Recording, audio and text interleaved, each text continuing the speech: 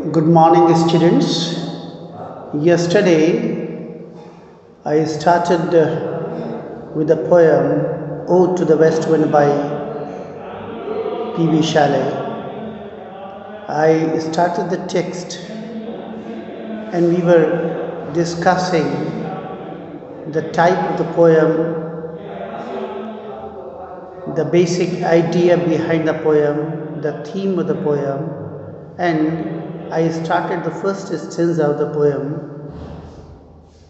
which is written in terza rima, and there are 5 stanzas, as I told you even yesterday.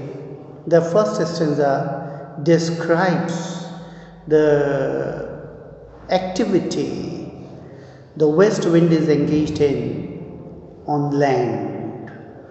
So the first stanza begins like this: O wild west wind, thou breath of autumn's being, thou from whose unseen presence leaves dead are driven like ghosts from an enchanter's flame, yellow and black and pale and hectic red, pestilence strike in multitude. So thou that charioters to the dark wintry bed where they lie cold and low, each like a corpse within its grave untold. Then azure sister of the spring shall blow her clarion over the dreaming earth and fill, driving sweet birds like flocks to feed in air. Destroyer and preserver, here, oh here, something like that. So this is how he begins a poem. And yesterday I discussed the first opening 3 lines of the poem. O wild west wind, where he uses alliteration, the figure of speech. O wild west wind, thou breath of autumn's being, and then in the same line he uses another figure of speech called personification. He addresses, because it is an ode, and as an ode the poet addresses the west wind, which is a power of nature, and he says, O wild west wind, thou breath of autumn's being, you are the breath of autumn personified as a being. So, thou breath of autumn's being, from whose unseen presence, that autumn, when he is breathing, that breathing is an unseen thing, unseen presence is there of the west wind, and therefore, thou from whose unseen presence leaves dead are driven like ghosts from an enchanter's flame. Dead leaves are just being driven away by the flow and the stormy flap of the wind. They are being carried away like ghosts from an enchanter's flame. As ghosts, they fly away from the magician's magic wind, before the magician's magic wind. In the same way, the leaves are just floating away, flying away before the presence of the west wind. And then he describes the colors, different colors of those fallen leaves, dead leaves, withered leaves of the trees.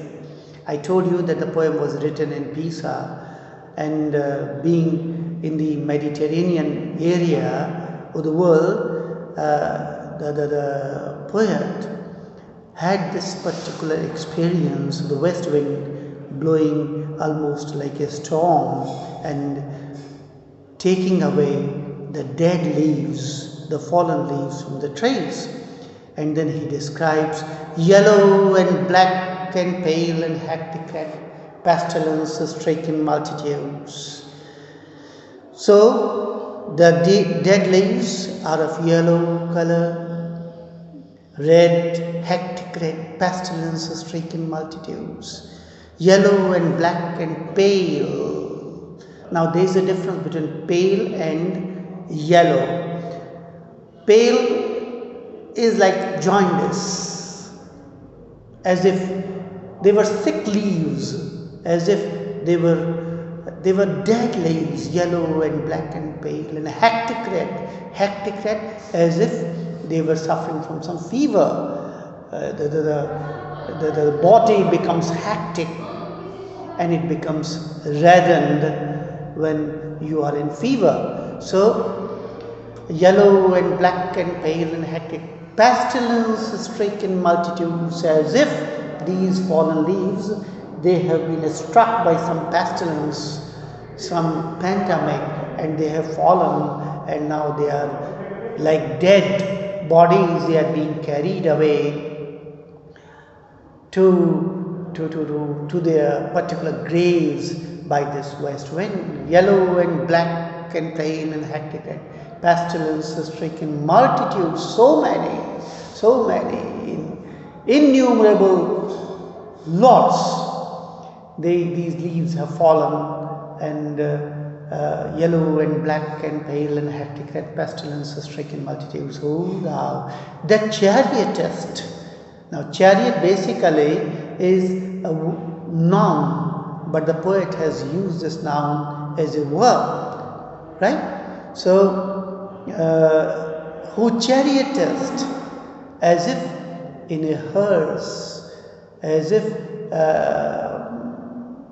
persons, they carry dead bodies to the graves in coffins. In the same way, this west wind is carrying away these dead leaves, who chariot us to the dark wintry bed. To there is used for the leaves. Wintry bed, because just after autumn there would be winter season, and that winter season would be a kind of a sepulchre, would be a kind of a grave for these fallen leaves, where they would lie cold and low, each like a corpse within its grave, until where they would lie cold and low. So in their graves, these leaves would be lying down like dead bodies in their grave, wintry grave,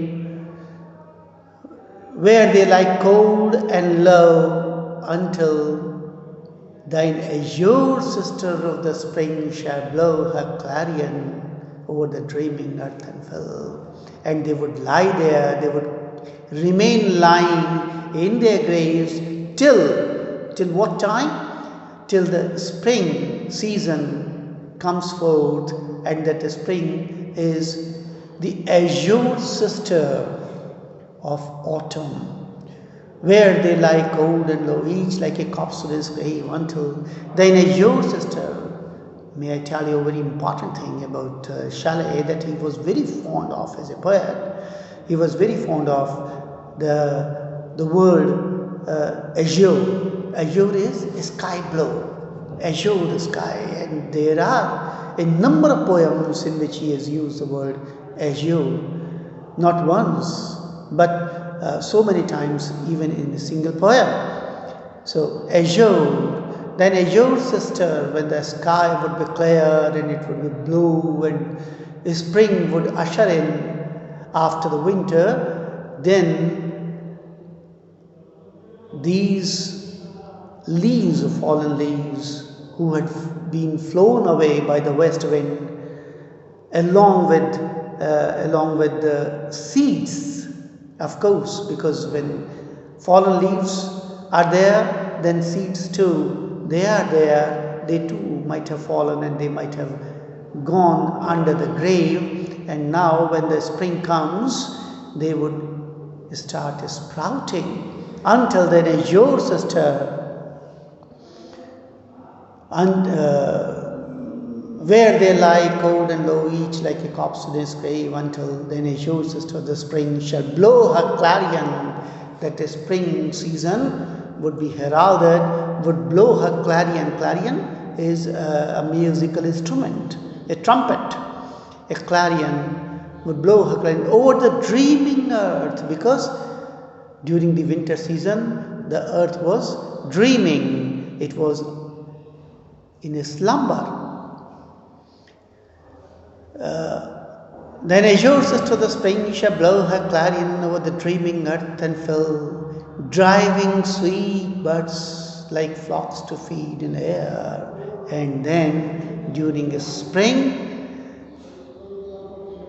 budding of flowers that would begin, and the whole hill and the mountain areas, they would be filled with flowers all around, like flocks, like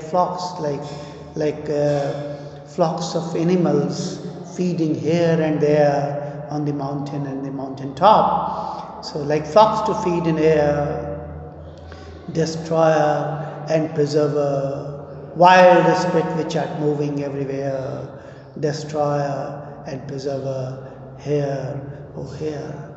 He repeats the word wild, because the west wind is very savage, very rude and cruel. Wild spirit which art moving everywhere, this west wind is playing havoc.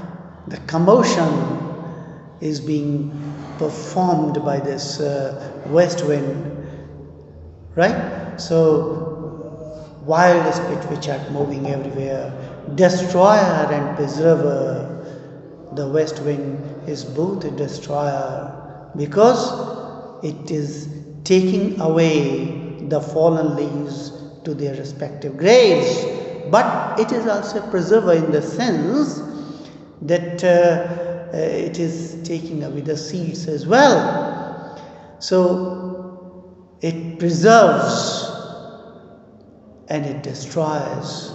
The two things are being done simultaneously. Wild spirit which are moving everywhere, destroyer and preserver, here, oh here.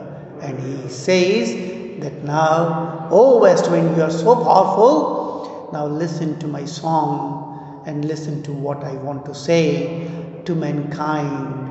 And that is something which he comes back to in the last stanza of the poem, where he says, if winter comes, can a spring be far behind? So this was the first stanza where he has described what the wind has been doing on land, the west wind, which is a wild spirit. It is a spirit because nobody can see it, nobody can visualize, but everybody feels that the wind is blowing, and it is blowing like a storm. So that is the first stanza. In the second stanza of the poem, the poet describes what the wind has been doing in the in the sky. The third is the seascape, the second is the skyscape, which I will take up tomorrow. Thank you for today.